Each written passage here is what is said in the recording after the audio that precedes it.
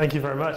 My name is Andrew Wood. I'm a doctor at Auckland Hospital in specialist training in ear, nose and throat surgery, but I've chosen to take some time out from my hospital training to undertake a PhD split between the Department of Surgery and the Department of Molecular Medicine under the supervision of John Fraser and Richard Douglas.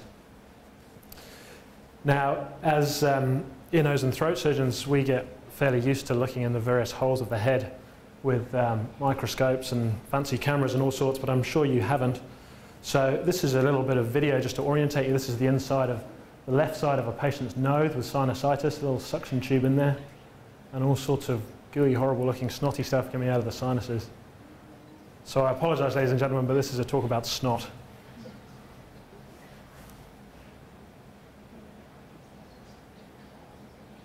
There you go. So snotty noses, so what? I mean, surely there's more important things to look at. Well, as Richard and I have recently reviewed, the literature shows us that chronic sinus disease is actually extremely common and potentially one of, if not the most prevalent chronic disorder in Western societies, with reported data suggesting a prevalence anywhere between 4 and 16% in the adult population. The main issue really though, however, is that our patients are miserable. They come to our clinic really frustrated with life, and some of them are actually reasonably apologetic. They assume that they're just complaining, but it seems to be quite a reproducible finding that patients are extremely unhappy, and there's some reliable quality of life data in the literature to back that up. The disease is characterized by inflammation, essentially in the sinuses, and unfortunately, despite the best medical and surgical treatment that we can offer, unfortunately it's intractable, so it's a really significant health problem. And to try and summarize in 2 words really, there's been an awful lot of work to try and understand what's going on and why, but I think it's reasonably fair to say that the cause is essentially unknown at the moment. Now the disorder is divided up on the basis of whether these things, which are nasal polyps, are present inside the nose or not, and you can see this big swollen polyp that's blocking the entire nostril. The lining of the nose is all inflamed, there's gooey mucus, patient can't breathe through their nose, can't smell. And if you imagine that you've got this, you basically feel like you've got a nasty cold every single day of the year, and it's pretty unpleasant. All of our patients get a CT scan. This is a picture essentially imagining a slice taken through the head, and CT shows bone to be white, air to be black, and everything else in between to be grey. So you can see the brain at the top. These are the eyes on either side, sinuses, and then you just catch the upper teeth at the bottom. So this is a scan from a patient with essentially healthy nose and sinuses, and you can see beautiful fresh air flowing through the nose and all looks well. You compare that to a CT scan from one of our patients, and you can see that their nose and sinuses are full of inflamed tissue and gunge, and it's all pretty unpleasant. Now my particular interest in this disorder is focused around the microbiology, or the bugs that could be underpinning the disorder. And the history of the microbiology of this condition is dominated by this thing, which some of you will recognize as a conventional bacterial culture swab that's used everywhere in the hospital. And there's a number of publications in the literature, one of which I've cited, where people have come along, found a group of patients with sinusitis, poked these things inside the nose, taken a bit of a sample, taken some sample from some normal individuals and compared the two. And when you do that, it's pretty clear that the bacteria that exist in the mucus in sinusitis and in everyone else's noses is really pretty similar. And so it's led authors such as this one to conclude, well, if you can't find any difference in the bacteria and the mucus, then bacteria really can't be relevant. However, in the last few years, there have been 2 isolated publications describing the presence of bacteria actually hidden away inside the tissue itself, so out of the reach of where this culture swab is going. Now, both of the articles only specifically look for one particular type of bacteria called Staph aureus. Neither of the articles have looked for other types of bacteria and whether they exist, and unfortunately neither of the articles have really given us much insight as to what those bacteria might be doing there.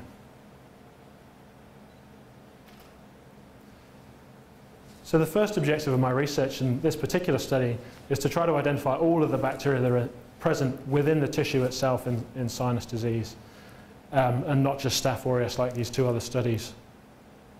To determine what the species of these bacteria might be,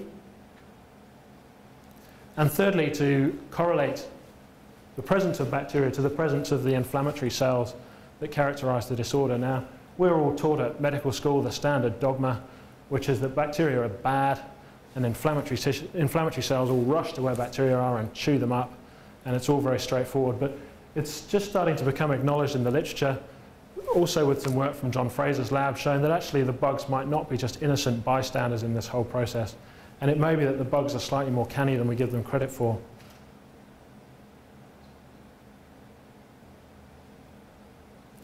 So during sinus surgery, in the treatment of this disorder, we routinely pull out large amounts of tissue out of the nose, as you can see here, to open up the sinuses and make them look nice and healthy. So with ethical approval, it really wasn't a difficult job to collect lots of tissue samples from patients with sinus disease. Unfortunately, it's not quite so easy to find some normal individuals who are willing to provide samples from inside their nose and sinuses to collect. But luckily, God had the good sense to give the brain a fairly privileged position right next to the sinuses. And so there's a small number of brain tumours like this one here that are best approached by going through the nose and out the back of the sinuses to scoop out the little tumour like you can see coming out. And so in these patients, I come rushing along and collect some samples of tissue for comparison. I've tried to summarise my method as simply as possible, really. And these tissue samples, what I do is I cut them into very fine sections and to mount them up onto little glass microscopy slides. So on my first slide, I'll put 5 separate bits of tissue, and I'll process this with a technique that's known as immunohistochemistry. So essentially, it's a technique that's designed to recognize different cell types based on the molecules that are present on their surface.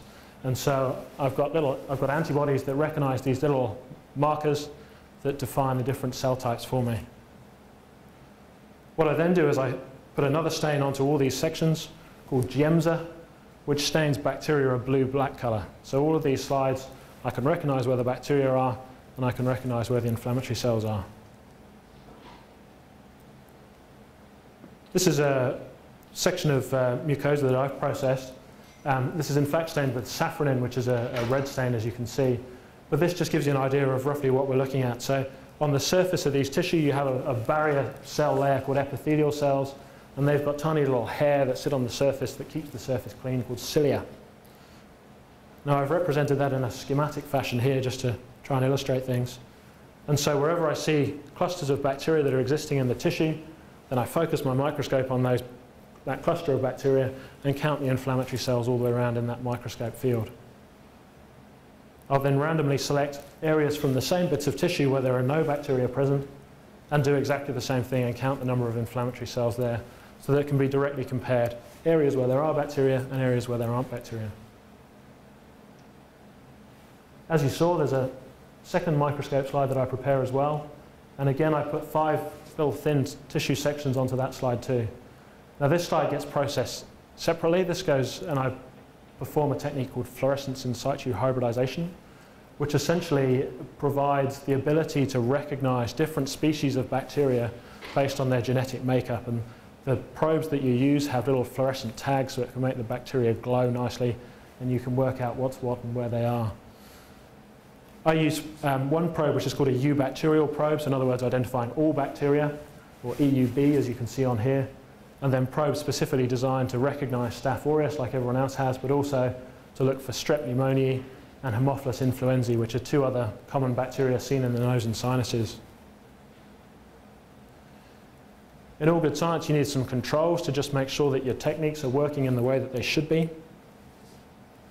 So I use sections of human spleen, which as some of you will know are jam full of human inflammatory cells, and then process in exactly the same fashion.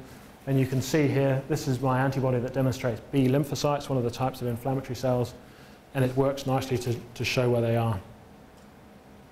For the bacterial work, what I've done is I get little pieces of lamb's liver, put them into a pure broth culture of bacteria so they get infiltrated with different species of bacteria, and then again I process them in the same fashion. So this is a fluorescence in situ hybridization picture. So the sort of the brown-green background is the liver tissue, and then you can see the shower of bright green dots, which is the Staph aureus that's been identified by my fluorescence probe. So in terms of the results with the sinus tissue, as a lot of you will know, bacteria are divided in general terms into two broad groups. So bacteria that are spherical shaped or cocky, and bacteria that are rod shaped or bacilli. It was immediately obvious that there were actually quite large numbers of cocky present within the tissue, and you can again see a cluster of bright green dots, the bacteria that's present in the tissue. This is a Giemsa stained picture, as I described, and this shows a cluster of rod-shaped bacteria in the tissue. Looking at the particular species, there was some Staph aureus present, and I've also found some Haemophilus present in the tissue as well. So sort of trying to put all that together into a table form so it's a bit more understandable, the striking finding really is that in the two subtypes of chronic sinusitis, those with and without nasal polyps, the presence of these little clusters of bacteria in the tissue really is extremely prevalent. So in those without nasal polyps, we saw it in 4 out of 5. In those with nasal polyps, it was in 6 out of 7. When the normals were analysed, and these were all processed in a blinded fashion, so I didn't see whether they had sinusitis or not as I was analysing them, there was only one colony found on one slide from one patient. Indeed, it does seem that the dominant bacterial species is Staph aureus, but there are others, as we've seen. But what's really excited us the most is these clusters of bacteria that are present in the tissue, as you can see here with the blue Giemsa stain, look extremely happy. As I've said, standard microbiology dogma is that the human immune cell should be rushing to where these are and chewing through them and having them for breakfast, really. These little brown cells are macrophages, so they're one of the immune cells that are particularly proficient, or so we're taught, particularly proficient at chewing up bacteria. And yes, they're in the tissue, but they're certainly not rushing around and destroying this colony of bacteria in the way that we would have expected. When all the numbers got processed and put together, the story actually got more interesting, in that what I've shown here is the average number of, these are T lymphocytes, one of the inflammatory cells, that are around these little cluster of bacteria. And when you compare it to the counts from the same tissue samples but elsewhere, there is actually in fact less T lymphocytes around these clusters of bacteria. So the completely opposite phenomenon from what standard dogma teaches us. In the same way, there's less numbers of B cells and less numbers of eosinophils, and those three particular cell types all reach the test for statistical significance that was applied. So in conclusion, well, the first thing to say is that, strikingly, bacteria within the mucosa or within the tissue seems to be extremely prevalent in this disorder. I found colonies of bacteria in 10 out of my 12 sinusitis samples and only 1 out of 5 of the normals, potentially suggesting that these could have a key role in the disorder. Staph aureus indeed seems to be the dominant organism, but certainly not the only organism present in the tissue. But what's really fascinated us the most is this apparent ability of the clusters of bacteria to somehow paralyze the immune response and hold the human inflammatory cells away so that they can reproduce happily. And this really is what's going to direct the second half of my thesis. I'd like to acknowledge the help of an awful lot of people who have supported me, many of whom are here this evening, and the Garnet Pass Rodney Williams Memorial Foundation who funded my research. Thank you.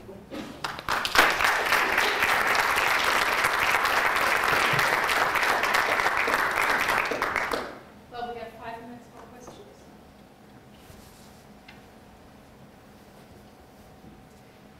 Are there more immune cells in the people with sinusitis than normal people? Yes. So is it possible that you have a lot of immune cells there, but they're not killing the bad guys, they're just showing off into the air? Potentially. Very much so. Is there a good test?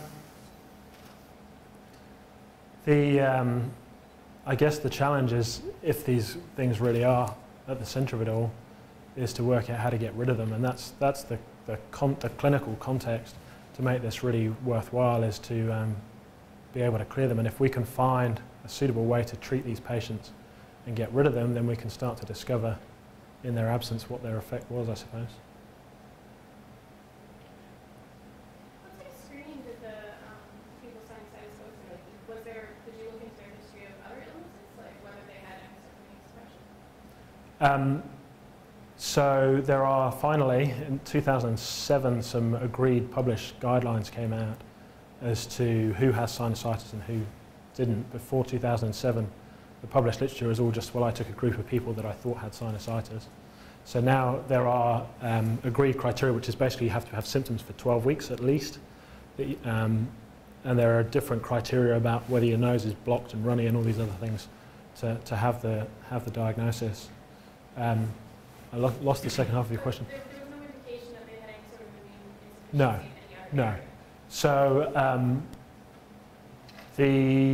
the clinical experience that we have, the literature that's out there, shows that these are normal, happy, healthy people who are walking around enjoying life, and something happens usually in their 20s or 30s, and suddenly they're struck with this disorder. And all the tests show that elsewhere in the body the immune system is entirely healthy, but somehow there seems to be this local immune dysfunction that seems to be going on in the nose and sinuses. Has immunoparesis been described elsewhere? Is this a unique finding? And if it has been described elsewhere, what sort of propositions are there about how this holding the lymphocytes at bay occurs? Sure. What's the signal?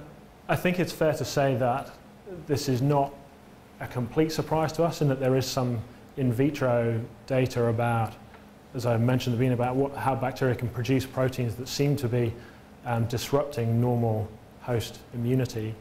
But actually in vivo, in tissue samples taken from human subjects, no, it's not been described. I mean, I don't think anyone has actually used this sort of method to really go and look for it. So, you know, whether this is applicable to other diseases as well, quite possibly. In terms of why, as I've mentioned, there is in vitro data about different proteins that bacteria can elute that we do know can disrupt different inflammatory cells. So they're the proteins that we're going to go looking for, really. So maybe I missed something, but on the bacteria there, but what's your hypothesis about the relationship between the bacteria and the conditions? A lot of people have gone looking for a single event or a single factor to blame in this disorder, and nobody's found it. And I think there's increasing understanding that it's what we call a multifactorial disorder. So there's a number of different things that come together at the same time. And as I hinted at a moment ago, the literature is now turning towards the fact that it's not necessarily quite as simple as just inflammation in the way that we always assume. Lots of inflammatory cells come, bad things happen, but that potentially there's some sort of immune dysfunction that happens at a local level in the nose and sinuses. And I think that's probably where this comes in, is that it could well be that these clusters of bacteria are somehow disrupting the normal immune response, and then there's a second factor that is involved. I can't give you a nice, neat hypothesis whereby we can blame everything on these, but I think they're relevant. So bearing in mind your clinical target of bearing these bacteria, what's to stop them from coming back and setting up camp or whatever it is? One of the questions in my mind is where these are coming from. Now, there is recent evidence in the last few years that structures called biofilms are sitting on the surface of the mucosa in this condition, and one of my other studies is looking more at the presence and role of biofilms. One might intuitively think that if there's bacteria that's stuck onto the surface, that they're the ones that are invading into the tissue and causing the bother. Now, we haven't shown that, but that's an assumption that could be made. Now, if that truly is the case, and it would be nice to try and demonstrate whether that is the case, then potentially treatments that will disrupt the biofilm from the surface in combination with antibiotics coming through the bloodstream may do the job for us. Thank you. Pleasure.